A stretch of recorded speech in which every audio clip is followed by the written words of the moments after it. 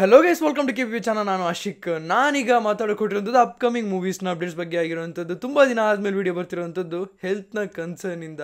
ನಾನು ಸ್ವಲ್ಪ ದಿನ ಆದಮೇಲೆ ವೀಡಿಯೋ ಹಾಕಬೇಕಾಗಿತ್ತು. ಇವತ್ತು ಕೂಡ ವೀಡಿಯೋ ಹಾಕೋಕ್ಕೇನು ಆಗ್ತಿರಲಿಲ್ಲ, ಸರಿಯಾಗಿ ಮಾತಾಡೋಕ್ಕಾಗದೆ.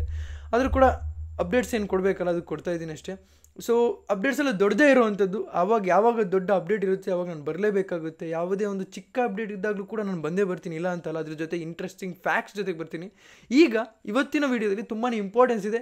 ವೀಡಿಯೋನ ಎಂಡ್ ತನಕ ನೋಡಿ, ಎಲ್ಲೂ ಸ್ಕಿಪ್ ಮಾಡೋಕೆ ಹೋಗಬೇಡಿ ಅಂತ ಹೇಳ್ತಾ ಸೊ ಗೈಸ್ ಅದನ್ನೆಲ್ಲ ಮಾಡಿದೆ. Let's start the video. ಈಗ ಮೊದಲನೇದಾಗಿ ಬಂದು UI ಮೂವಿಯಿಂದ ಬರ್ತಿರೋವಂಥದ್ದು. ಎಷ್ಟು ಕ್ರಿಯೇಟಿವ್ ಆಗಿ ಯೋಚನೆ ಮಾಡ್ತಿದ್ದೀರಂತೆ ಜಸ್ಟ್ ಯೋಚನೆ ಮಾಡಿ ನೋಡಿ. ಬೇಸಿಕಲಿ ನೀವು UI ಅಂದರೆ ನಾನು ನೀನು ಅಂತ, ಅಂದರೆ ನೀನಾಯಿತು ನಾನಾಯಿತು ಇಂಥ ಮೂವಿ ಎಲ್ಲ ಆದಮೇಲೆ ನಾನು ನೀನು ಅಂತ ಒಂದು ಮೂವಿ ಬರ್ತಾಯಿದೆ ಆಯಿತಾ. ಜನರನ್ನ ಹೇಗೆ ಅಟ್ರ್ಯಾಕ್ಟ್ ಮಾಡ್ಬೋದು ಅಂತೆಲ್ಲ ಯೋಚನೆ ಮಾಡ್ತಿದ್ದಾರೆ. ಮೊದಲನೇದಾಗಿ ವರ್ಚುವಲ್ ರಿಯಾಲಿಟಿನ ಕ್ರಿಯೇಟ್ ಮಾಡ್ತಿದ್ದಾರೆ. ಲೈಕ್ ನಿಮಗೆ ಒಂದು ಬೂತ್ಸ್ ಇರುತ್ತೆ, ಅಲ್ಲಿ ವರ್ಚುವಲಿ ನೀವು ಒಂದು ಅಂದರೆ ಹೆಡ್ಸೆಟ್ನ ಹಾಕ್ಕೊಂಡು VR ಹೆಡ್ಸೆಟ್ನ ಹಾಕ್ಕೊಂಡು ನೀವು ಅದನ್ನು UI ಮೂವಿನ ಎಕ್ಸ್ಪೀರಿಯೆನ್ಸ್ ಮಾಡ್ಬೋದು. ನನಗೆ ಗೊತ್ತಿರೋ ಥಿಯೇಟ್ರಿಕಲ್ ಟ್ರೈಲರ್ ಅದನ್ನು ನೀವು ಎಕ್ಸ್ಪೀರಿಯೆನ್ಸ್ ಮಾಡ್ಬೋದು ಅಂತ ಅಂದ್ಕೊತಾ ಇದ್ದೀನಿ. ಆ 34 ಅಥವಾ ಎಷ್ಟು ಕ್ಯಾಮ್ರಾಸ್ ಇಟ್ಟಿದ್ದೀರಲ್ಲ ಅದನ್ನೆಲ್ಲ ಇಲ್ಲಿ ನೀವು ಆ ಬೂತ್ಸಲ್ಲಿ ಎಕ್ಸ್ಪೀರಿಯೆನ್ಸ್ ಮಾಡ್ಬೋದು ಅಂತ ಅಂದ್ಕೊತಾ ಇದ್ದೀನಿ. ಸೊ ದಟ್ ನಿಮಗೆಲ್ಲ ಥಿಯೇಟ್ರಿಗೆ ಹೋಗುವಂಥ ಒಂದು ಅಂದರೆ ಒಂದು ಏನಂತಾರೆ ಮ್ಯಾಗ್ನೆಟ್ ಥರ ನಿಮಗೆ ಥಿಯೇಟ್ರಿಗೆ ಎಳಿಬೇಕು, ಆ ರೀತಿ ಒಂದು ಏನಾದರೂ ಇಟ್ಟಿರ್ತಾರೆ ಬೂತ್ಸ್ ಥರ.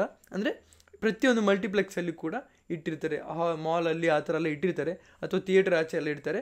ಸೊ ನೀವು ಆ ಮೂವಿ ನೋಡೋ ರೀತಿ ಆಗಲಿ ಅಂತ ಇದೊಂದು ಹೊಸ ರೀತಿ ಆ್ಯಡ್ ಅಂತಲೇ ಹೇಳ್ಬೋದು, ಹೊಸ ರೀತಿ ಒಂದು ಪ್ರಮೋಷನ್ ಅಂತಲೇ ಹೇಳ್ಬೋದು. ತುಂಬಾ ಖುಷಿಯಾಗುತ್ತೆ. ನಮ್ಮ ಕನ್ನಡ ಇಂಡಸ್ಟ್ರಿಯಲ್ಲಿ ಈ ಥರದೊಂದು ಹೊಸದಾಗಿ ನಾವು ಟ್ರೈ ಮಾಡಿದಾಗ ತುಂಬಾ ಖುಷಿ ಆಗುತ್ತೆ ಅಂತಲೇ ಹೇಳ್ಬೋದು. ಈಗ ಎರಡನೇ ಅಪ್ಡೇಟ್ ಬಂದು ಕಲ್ಕಿ ಮೂವಿದಾಗಿರುವಂಥದ್ದು. ಮೊದಲನೇದಾಗಿ ನಾನು ವಿಷಯ ಹೇಳ್ಬಿಡ್ತೀನಿ. ಏನು ಜೂನ್ 27ಗೆ ಅಂತ ಏನು ಫಿಕ್ಸ್ ಆಗಿದೆಯಲ್ಲ ಮೂವಿ ಟೀಮ್ ಅವ್ರು ಬರಬೇಕು ಅಂತ, ಅದರಲ್ಲಿ ಚೇಂಜಸ್ ಆಗೋ ರೀತಿ ಕಾಣಿಸ್ತಾ ಇದೆ. ಮೇ ಬಿ ಅದೊಂದು, ನಾನು ಅದ್ರ ಬಗ್ಗೆ ಏನು ರೀಸನ್ ಅಂತ ನಾನು ಹೇಳೋದಕ್ಕೆ ಇಷ್ಟಪಡಲ್ಲ, ಪರವಾಗಿಲ್ಲ. ಆದರೂ ಮೂವಿ ಟೀಮ್ ಏನು ಮಾಡ್ತಿದೆ, ಜೂನಿಂದ ಜುಲೈಗೆ ದೂಕುವಂಥ ಚಾನ್ಸಸ್ ಇದೆ. ಆದರೆ ಅದ್ರ ಜೊತೆಗೆ ಇನ್ನೊಂದು ಅಪ್ಡೇಟ್ ಏನಂತಂದರೆ, ಪ್ರಿಲ್ಯೂಡ್ ಅಂತ ಒಂದು ರಿಲೀಸ್ ಮಾಡ್ತಾರೆ ಅನ್ನೋದಕ್ಕೊಂದು ಗ್ಲಿಮ್ಸ್ನ ಕೊಡ್ತಾರಲ್ಲ, ಎರಡು ಮೂವಿಗೂ ಒಂದು ಲಿಂಕ್ ಹಾಕಿ ಒಂದು ಗ್ಲಿಮ್ಸ್ನ ಕೊಡ್ತಾರಲ್ಲ, ಅದಕ್ಕೆ ಪ್ರಿಲ್ಯೂಡ್ ಅಂತಾರೆ. ಸೊ ಅದನ್ನು ನಿಮಗೆ ಕೊಡ್ತಾರೆ. ಬೇಸಿಕಲಿ ಹೇಳ್ಬೇಕಂದ್ರೆ ಒಂದು ಟ್ರೈಲರ್ ಥರ, ಅಥವಾ ನಿಮಗೆ ಒಂದು ಗೂಸ್ ಬಂಪ್ ಕೊಡುವಂಥ ಮೂಮೆಂಟ್ ಒಂದಕ್ಕೆ ಸೇರಿಸಿ ಮಿಕ್ಸಪ್ ಮಾಡಿ ಒಂದು ಹಾಕಿರ್ತಾರೆ. ಹೆಂಗೆ KGF ಚಾಪ್ಟರ್ 3 ಬರುತ್ತೆ ಅನ್ನೋದಕ್ಕೊಂದು ಹಿಂಟ್ ಕೊಟ್ಟಿದ್ರು, ಅನೌನ್ಸ್ಮೆಂಟ್ ಮಾಡಿದ್ರು. ಅಂದರೆ ಅಥವಾ ಬೇಗನೆ ಶೂಟಿಂಗ್ ಆಗುತ್ತೆ ಅಂತ ಒಂದು ಅನೌನ್ಸ್ಮೆಂಟ್ ಕೊಟ್ಟಿದ್ರಲ್ಲ, ಆ ಥರನೇ ಒಂದು ಕೊಡ್ತಾರೆ ಅಂತಲೇ ಹೇಳ್ಬೋದು. ನನಗೆ ಗೊತ್ತಿಲ್ಲ, ಪ್ರಭಾಸ್ ಅವರು ಫುಲ್ ಬ್ಯುಸಿಯಾಗಿದ್ದರು. ಆದರೂ ಕೂಡ ಈಗ ಫಸ್ಟ್ ಅವರು ಶೌರ್ಯಾಂಗ ಪರ್ವಮ್ನೇ ಮಾಡ್ತಿದ್ದಾರೆ, ಸಲಾರ್ನ. ಸೊ ಇದಿಷ್ಟು ಇವರ ಪ್ರಭಾಸ್ ಅವರ ಮೂವಿ ಕಲ್ಕಿ ಬಗ್ಗೆ ಆಗಿರುವಂಥದ್ದು. ಮಾರ್ಟಿನ್ ಬಗ್ಗೆ ಕೇಳೋದಾದರೆ ನೋಡಿ, ತುಂಬ ಜನಕ್ಕೆ ನಾನೇ ಸ್ವತಃ ಹೇಳಿದ್ದೆ ಗುರು, ದಿಸ್ ಸಮ್ಮರ್ ರಿಲೀಸಿಂಗ್ ಅಂತ. ಅದರ ಅರ್ಥ ಜೂನ್ ಜುಲೈಯಲ್ಲೇ ಬರುತ್ತೆ ಅನ್ನೋದಕ್ಕೊಂದು ಪೋಸ್ಟರೇ ಬರುತ್ತೆ ಅಂತ ಹೇಳಿದ್ದೆ. ಆ ಪೋಸ್ಟರ್ನೇ ರಿಲೀಸ್ ಮಾಡಲಿಲ್ಲ, ಯಾಕೆಂದರೆ ಆ ಟೈಮಿಗೆ ಅವ್ರಿಗೆ ಬರೋಕ್ಕಾಗಲಿಲ್ಲ. ಈಗ ನಾನು ಕೇಳೋದಾದರೆ ಒಂದು ಪೋಸ್ಟರ್ ಬಂದಿದೆ, ಅದ್ರ ಜೊತೆಗೆ ನಾನು ಒಂದು ಅಪ್ಡೇಟ್ನ ನಿಮಗೆ ಕೊಡ್ತಾಯಿದ್ದೀನಿ. ಮಾರ್ಟಿನ್ ಅಪ್ಡೇಟ್ ಕೊಡೋದಾದರೆ ಸಾಧ್ಯತೆಗಳನ್ನ ಮಾತ್ರ ಹೇಳ್ತಿರುವಂಥದ್ದು. ವರಮಹಾಲಕ್ಷ್ಮಿ ದಿನ ಈ ಮಾರ್ಟಿನ್ ಮೂವಿನ ರಿಲೀಸ್ ಆಗ್ಬೋದು ಅಂತ. ಅದರ ಅರ್ಥ ಆಗಸ್ಟ್ ಟೈಮಲ್ಲಲ್ವಾ, ಮೇ ಬಿ ನಮಗೆ ಗೊತ್ತಿರೋ ಹಂಗೆ ಮಫ್ತಿದು ಮೂವಿ ಇದೆಯಲ್ಲ, ಬೈರತಿರಣಗಲ್ಲ, ಅದ್ರ ಜೊತೆ ಕ್ಲಾಶ್ ಆಗುವಂಥ ಸಾಧ್ಯತೆಗಳಿದೆ. ಇಲ್ಲಿ ಮ್ಯಾಕ್ಸು ಮತ್ತು ಭೀಮಾ ಕ್ಲಾಶ್ ಆಗುವಂಥ ಚಾನ್ಸಸ್ ತುಂಬಾ ಇದೆ. ಅದ್ರ ಜೊತೆಗೆ ಇದಾಗುತ್ತೆ. ಸೊ ಕನ್ನಡ ಮೂವೀಸೇ ಕ್ಲಾಶ್ ಆದರೆ ನಮಗೇನು ಪ್ರಾಬ್ಲಮ್ ಇಲ್ಲ. ಕನ್ನಡ ಮೂವೀಸೇ ತಾನೇ, ನಾವು ಅದನ್ನು ನೋಡ್ತೀವಿ ಇದನ್ನು ನೋಡ್ತೀವಿ, ನಮಗೇನು ಪ್ರಾಬ್ಲಮ್ ಇಲ್ಲ. ಏನಂತೀರಾ? ಶಾಕಿಂಗ್ ನ್ಯೂಸ್ ಅಂತಲೇ ಹೇಳ್ಬೋದು. ನಾನು ಯುವ ಟೀಮಲ್ಲಿ ಇದ್ದಾಗ, ಅಂದರೆ ಯುವ ಮೂವಿಲಿ ಇದ್ದಾಗ, ಅಲ್ಲಿ ಚೇತನ್ ಕೃಷ್ಣ ಅನ್ನೋರು ಇದ್ರಲ್ಲ, ನೀವು ಆಲ್ರೆಡಿ ನೋಡಿರ್ತೀರ, ಅವ್ರ ಆ್ಯಕ್ಟಿಂಗ್ ಎಲ್ಲ ತುಂಬಾ ಸೂಪರಾಗಿತ್ತು.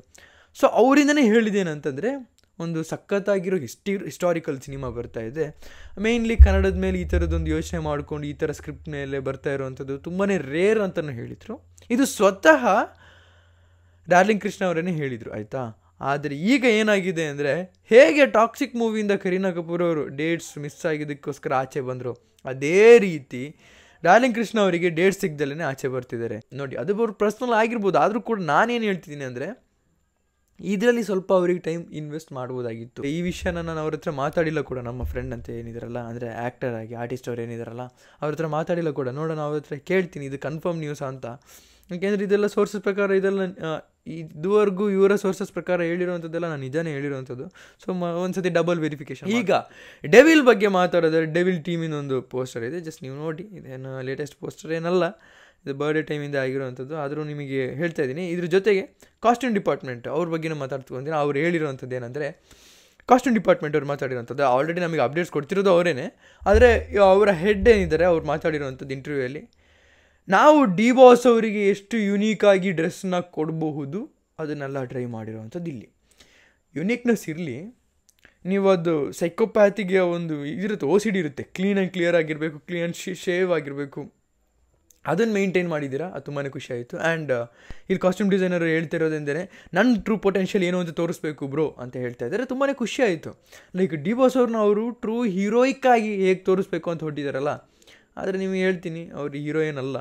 ಆ್ಯಂಡ್ ಸ್ಟೋರಿ ಏನು ಅಂತ ಕೇಳೋದಾದರೆ ನಾನು ಹೇಳೋಕ್ಕಾಗುವಂಥದ್ದು ಮೇ 25ನೇ ತಾರೀಕು, ಅಥವಾ ಅದನ್ನು ಡಿಲೇಟ್ ಮಾಡಿದೆ, ಆದರೂ ಮೇ 25ನೇ ತಾರೀಕು ನೀವು ಎಲ್ಲರಿಗೂ ಈ ವಿಷಯ ಗೊತ್ತಿದ್ದರೆ ಮೇ 25ನೇ ತಾರೀಕು ಇದ್ರದ್ದೊಂದು ಅಪ್ಡೇಟ್ ಕೊಡ್ತೀನಿ. ಯಾವ ಬೇಸ್ಡ್ ಸ್ಟೋರಿ ಆಗಿರೋವಂಥದ್ದು, ಯಾವ ಆರ್ಟಿಕಲ್ ಬೇಸ್ಡ್ ಸ್ಟೋರಿ ಆಗಿರೋವಂಥದ್ದು ಅಂತ ಅವತ್ತು ನಾನು ಹೇಳ್ತೀನಿ. ಇಲ್ಲ ನಿಮಗೆ ಯಾರು ಅದ್ರ ಮೇಲೆ ಆಸಕ್ತಿ ಇಲ್ಲ ಅಂತಂದರೆ ನಾನು ಅದನ್ನು ಇನ್ನೂ ಎಕ್ಸ್ಟೆಂಡ್ ಮಾಡ್ತಾನೆ ಹೋಗ್ತೀನಿ, ಯಾಕೆಂದರೆ ಎಲ್ಲ ಜನರಿಗೂ ತಲುಪಬೇಕು ಇಂಥ ವಿಡಿಯೋ.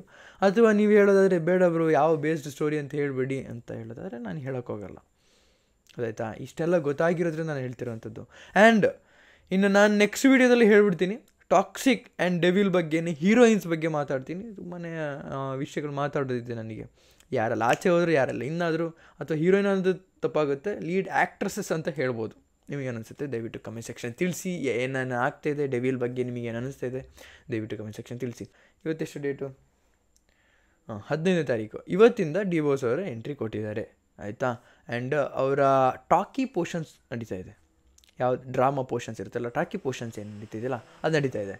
ಅದು ಆ್ಯಕ್ಷನ್ ಸೀಕ್ವೆನ್ಸಿಗೆ ಸದ್ಯಕ್ಕೆ ಮಾಡಲ್ಲ ಅಂತ ಅನ್ಕೊತಿದ್ದೆ. ನಾನು ಅಂದ್ಕೊಂಡಿದ್ದೆ ಸ್ಟಾರ್ಟಿಂಗ್ ಅವ್ರದ್ದು ಆ್ಯಕ್ಷನ್ ಸೀಕ್ವೆನ್ಸ್ ಮುಗಿಸ್ಕೊಂಡಾದ್ಮೇಲೆ ಅವರು ಡೈರೆಕ್ಟಾಗಿ ಟಾಕಿ ಪೋರ್ಷನ್ಸಿಗೆ ಹೋಗುವಂಥದ್ದು. ಆ್ಯಂಡ್ ಈಗ ಇರೋ ಕಂಡೀಷನಿಗೆ ಅವರಿಗೆ ಟಾಕಿ ಪೋರ್ಷನ್ಸೇ ಮುಗಿಸ್ಕೋಬೇಕಾಗುತ್ತೆ. ಕಾಂತಾರದ್ದು 12 ದಿನದ ಒಂದು ಶೂಟಿಂಗ್ ನಡೀತಾ ಇದೆ ಅಂತ ಸ್ಕೆಡ್ಯೂಲ್ ಹಾಕಿದ್ದಾರೆ. ಕುಂದಾಪುರದಲ್ಲೇ ಹಾಕಿರೋದು ಊರಲ್ಲೇ ಅಂತ ಹೇಳಿದ್ದೆ. ಈಗ ವಿಷಯ ಅದಲ್ಲ, 125 crores ಕಲೆಕ್ಷನ್ ಆಲ್ರೆಡಿ ಆಗಿದೆ. ಯಾಕೆಂದರೆ OTT ರೈಟ್ಸ್ ಏನಿದೆಯಲ್ಲ ಅಮೆಝಾನ್ ಪ್ರೈಮ್ ಅವರಿಗೆ ಸೆಲ್ ಆಗಿದೆ, ಸೆಲ್ ಆಗೋಗಿದೆ. ಇದು ತುಂಬಾ ಖುಷಿ ಪಡೋವಂಥ ವಿಷಯನೇ ಹೇಳ್ಬೋದು. ಯಾಕೆಂದರೆ ಚಾಪ್ಟರ್ 1ಗೆ ಆ ಒಂದು ಡಿಮ್ಯಾಂಡ್ ಇದೆ ಅಂತ OTT ಪ್ಲ್ಯಾಟ್ಫಾರ್ಮ್ ಅವರಿಗೆ ಆಲ್ರೆಡಿ ಗೊತ್ತಾಗಿರೋವಂಥದ್ದು. ಅದು ನೆಟ್ಫ್ಲಿಕ್ಸ್ ಅವರಿಗೆ ಕೊಡಬಾರ್ದು. ನನ್ನ ಒಂದು ಮೇಯ್ನ್ ರಿಕ್ವೆಸ್ಟ್ ಅದೇನೆ, ನೆಟ್ಫ್ಲಿಕ್ಸ್ ಅವರಿಗೆ ಇನ್ನು ನಮ್ಮ ಯಾವುದೇ ಕನ್ನಡದ ದೊಡ್ಡ ಪ್ಯಾನ್ ಇಂಡಿಯಾ ಮೂವೀಸ್ ಹೋಗಲೇಬಾರ್ದು. ಸಲಾರ್ ಕೊಟ್ಟು ದೊಡ್ಡ ಮಿಸ್ಟೇಕ್ ಆಗಿದೆ ಅಂತ ನನಗೆ ಅನಿಸುತ್ತೆ. ನಾನು ಸಲಾರ್ನ ಕನ್ನಡ ಮೂವಿ ಅಂತ ಕನ್ಸಿಡರ್ ಮಾಡೋದು, ಯಾಕೆಂದರೆ ಕನ್ನಡ ಡೈರೆಕ್ಟರ್ ಆಗಿರೋದ್ರಿಂದ. ಅಂದರೆ ಕನ್ನಡ ಮೂವೀಸಿಗೆ ಆದ್ಯತೆ ಕೊಡದಿರೋ ಅಂಥವ್ರು ಇರಬಾರ್ದು. ಅಮೆಝಾನ್ ಪ್ರೈಮ್ ಅವ್ರಿಗೆ ಕೊಟ್ಟಿದ್ದು ಒಳ್ಳೆಯದಾಯಿತು. ಓಕೆ, ಅಮೆಝಾನ್ ಪ್ರೈಮ್ ಅವರು 125 crores ಫಸ್ಟಿಗೆ ಕಲೆಕ್ಷನ್ ಆಗೋಯ್ತು ಅಂದರೆ ಜಸ್ಟ್ ಇಮ್ಯಾಜಿನ್ ಮಾಡಿ ಯಾವ ರೀತಿ ಹೈಪ್ ಇದೆ ಕಾಂತಾರ ಚಾಪ್ಟರ್ 1ಗೆ ಅಂತ. ಈಗ ನಾನು ಇದ್ರ ಜೊತೆಗೆ ಇನ್ನೊಂದು ವಿಷಯನ ಸೇರಿಸಿ ಹೇಳ್ತಿದ್ದೀನಿ. ಒಂದು ವೀಡಿಯೋ ಮಾಡಬೇಕು, ಪ್ರಿಕ್ವೆಲ್ ಅಂತ ಅಥವಾ ಸೀಕ್ವೆಲ್ ಅಂತ ಏನು ಬರೋ ಕೊಟ್ಟಿದೆಯಲ್ಲ, ಕನ್ಫರ್ಮ್ಡ್ ಆಗಿರೋಂಥ ಮೂವಿಗಳೇನೇನಿದೆ, ಅಥವಾ ಹೇಳ್ಬೋದು ಹಿಂಗೆ KGF ಚಾಪ್ಟರ್ 3 ಇದೆ, ಬಾಹುಬಲಿ 3 ಬರೋ ಕೊಟ್ಟಿದೆ, ಇದ್ರ ಫೇಸ್ ಆಫ್ ಆಗುತ್ತೆ ಅಂತಲೂ ಕೂಡ ಮಾತಾಡ್ಕೊತಾ ಇದ್ದಾರೆ. ಅದಕ್ಕೂ ಮೊದಲು ಟಾಕ್ಸಿಕ್ ಬರುತ್ತೆ ಗುರು, ಪ್ರಾಬ್ಲಮ್ ಇಲ್ಲ. ಬ್ರಹ್ಮಾಸ್ತ್ರನೂ ಕೂಡ ಇದೆ, ಅದು 2ನೇ ಪಾರ್ಟು. ಸಲಾರ್ ಪಾರ್ಟು ಹೆಂಗಿದ್ರು ಬರೋ ಕೊಟ್ಟಿದೆ, ನಿಮಗೆಲ್ಲರಿಗೂ ಗೊತ್ತಿರೋವಂಥದ್ದು. ಈಗ ಶೂಟಿಂಗ್ ಮೇಲೆ ಯೋಚನೆ ಮಾಡಿರೋವಂಥದ್ದು ಬ್ರಹ್ಮಾಸ್ತ್ರ ಮೇಲೆ. ಆ್ಯಂಡ್ ರಾಮಾಯಣದ್ದು ಈಗ ಸ್ವಲ್ಪ ಏನಾಗಿದೆ ಅಂದರೆ ಸ್ವಲ್ಪ ಬ್ಯಾಕ್ಔಟ್ ಆಗಿದ್ದಾರೆ. ಅದ್ರ ಬಗ್ಗೆ ನಾನು ಈಗ ಡಿಸ್ಕಷನ್ ಮಾಡಲ್ಲ, ಯಾಕೆಂದರೆ ಕನ್ಫರ್ಮ್ ನ್ಯೂಸ್ ಅಲ್ಲ. ಹಾಗಾಗಿ ಅದ್ರ ಬಗ್ಗೆ ಸ್ವಲ್ಪ ಡಿಸ್ಕಷನ್ನ ಹೋಲ್ಡ್ ಮಾಡೋಣ. ರಾಮಾಯಣ ಮೂವಿ ಬಗ್ಗೆ ಅದು ಯಶ್ ಅವರು ಪ್ರೊಡ್ಯೂಸರ್ ಆಗಿ ಬಂದಿದ್ದಾರೆ ಅಂತ ಹೇಳಿದ್ರಲ್ಲ, ಅದ್ರ ಬಗ್ಗೆ ನಾನು ನೆಕ್ಸ್ಟ್ ವೀಡಿಯೋದಲ್ಲಿ ಹೇಳ್ತೀನಿ ನಿಮಗೆ. ಓಕೆ, ಅದಾದಮೇಲೆ ಕಾಂತಾರ ಚಾಪ್ಟರ್ 1 ಅಂದರೆ ಪ್ರಿಕ್ವೆಲ್ ಆಗಿರೋವಂಥದ್ದು, ಅದಕ್ಕೆ ಚಾಪ್ಟರ್ 1 ಅಂತಲೇ ಹೇಳಬೇಕಾದ್ರೆ. ಸೊ ಸೀಕ್ವೆಲ್ ಅನ್ನೋದಿದೆ, ಇದ್ರದ್ದು ಒಂದು ಸಪ್ರೇಟ್ ವೀಡಿಯೋನ ಮಾಡಬೇಕು ಅಂತಲೂ ಆಸೆ ಇದೆ. ಸೊ ಗೈಸ್, ಇದಿಷ್ಟು ನನಗೆ ಹೇಳೋಕ್ಕಿದ್ದು. ನಿಮಗೆ ಅನಿಸು ದಯವಿಟ್ಟು ಕಮೆಂಟ್ ಸೆಕ್ಷನ್ ತಿಳಿಸಿ ಅಂತ ಹೇಳ್ತಾ ಇವತ್ತಿನ ವೀಡಿಯೋ ಇಷ್ಟ. ನಿಮ್ಮ ಲೈಕ್ ಮಾಡಿ, ಶೇರ್ ಮಾಡಿ, ಚಾನಲ್ ಸಬ್ಸ್ಕ್ರೈಬ್ ಆಗಿದ್ದರೆ ಸಬ್ಸ್ಕ್ರೈಬ್ ಮಾಡ್ತಾರೆ. So keep watching, love you all, piece.